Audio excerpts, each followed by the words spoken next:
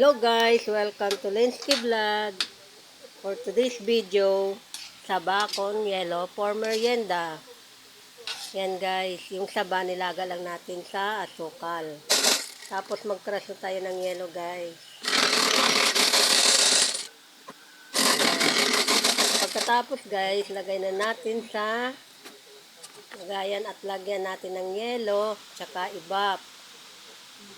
Yan na nga guys.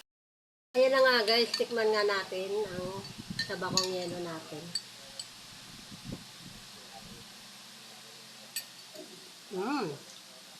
Sarap.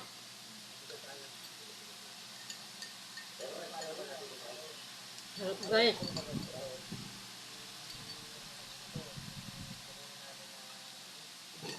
Kain po.